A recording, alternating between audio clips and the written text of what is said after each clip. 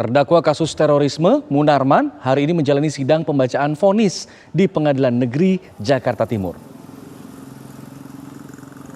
Untuk mengantisipasi pergerakan massa jelang sidang vonis ini, ratusan personil gabungan disiapkan untuk pengamanan sidang.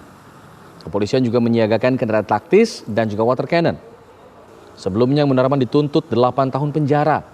Jaksa menyebut Munarman terlibat pemufakatan jahat untuk melakukan tindak pidana terorisme.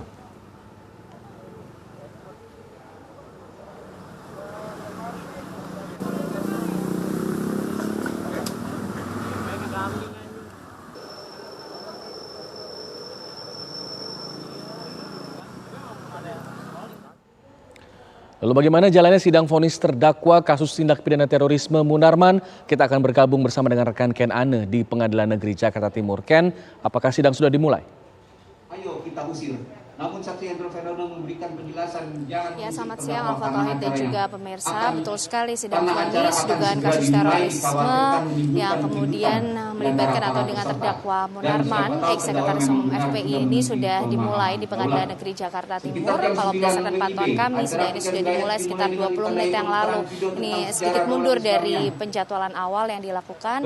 Informasinya sidang dilakukan 9.30, namun tadi baru dimulai sekitar pukul 10 lewat 30 menit pemirsa.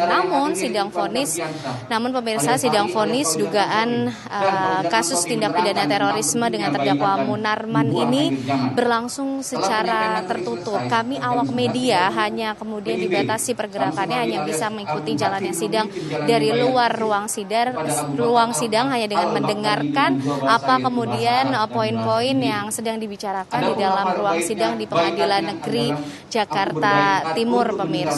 Dan sampai saat ini nampaknya dakwaan terhadap terdakwa Munarman ini masih dibacakan oleh majelis hakim, dan sebelumnya memang pada 14 Maret lalu ini terdakwa Munarman telah dituntut oleh jaksa penuntut umum dengan pidana 8 tahun penjara. Dan kalau berdasarkan pantauan kami pemirsa tadi sebelum sidang vonis ini dilakukan, bahwa di luar Pengadilan Negeri Jakarta Timur ini juga sudah disiapkan pengamanan dari pihak TNI Polri. Ada sekitar 600 personel yang kemudian dikerahkan untuk mengantisipasi adanya pergerakan massa dalam sidang vonis dugaan tindak pidana terorisme dengan terdakwa Munarman.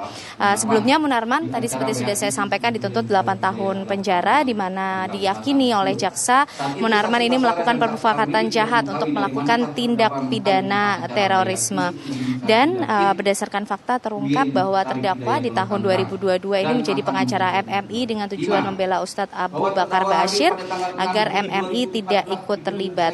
Dan jaksa juga menyampaikan pada saat itu hingga 2014 Munarman melakukan baiat di UIN Syarif Hidayatullah di acara faksi. Dan menurut jaksa, Munarman ini sudah tahu bahwa acara faksi di UIN itu adalah acara baiat karena dihadiri beberapa anggota jamaah Ansarut Daulah. Kemudian jaksa juga meyakini Munarman ini bersama dengan sejumlah orang melakukan permufakatan jahat untuk melakukan tindak pidana terorisme.